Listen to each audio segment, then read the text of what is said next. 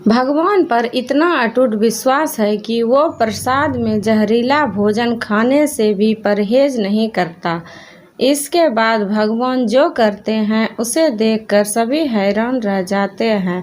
एक सेठ जी बड़े कंजूस थे। एक दिन उन्होंने दुकान पर बेटे को बैठा दिया और बोले कि बिना पैसे लिए किसी को कुछ मत देना, मैं अभी आया।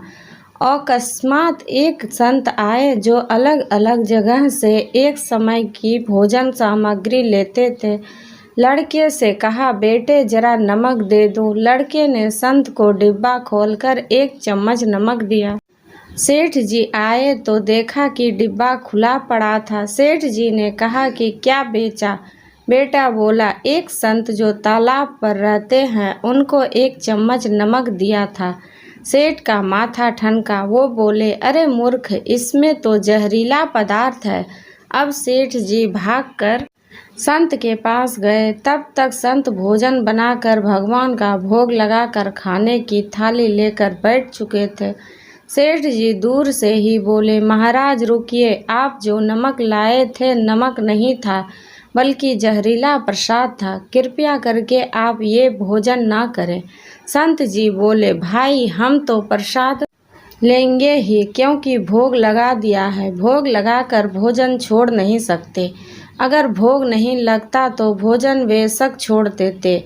ये कहकर संत ने भोजन को प्रसाद समझकर खाना शुरू कर दिया।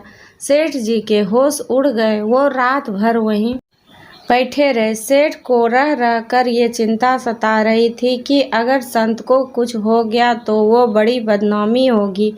रात में अगर तबीयत बिगड़ी तो कम से कम वैद्य को दिखा देंगे। सोचते सोचते उसे नींद आ गई। सुबह रोज की तरह संत जल्दी उठ गए और नदी में स्नान करने लगे। सेठ जी ने कहा, महाराज तबीयत तो ठीक है? संत बोले, भगवान की कृपा है। इसके बाद वे पूजा के लिए मंदिर चले गए। जैसे ही संत ने मंदिर का द्वार खोला तो देखा कि भगवान के श्री विग्रह के 2 भाग हो गए और शरीर काला पड़ गया है। ये देखते ही सेठ को सब समझ आ गया कि भक्त के अटल विश्वास को देखकर भगवान ने भोजन का जहर भोग के रूप में स्वयं ग्रहण कर लिया और भक्त को प्रसाद ग्रहण कराया। इसके बाद सेठ ने तुरंत घर जाकर बेटे को दुकान सौंप दी और स्वयं संत की शरण में आकर भगवान की भक्ति करने लगा।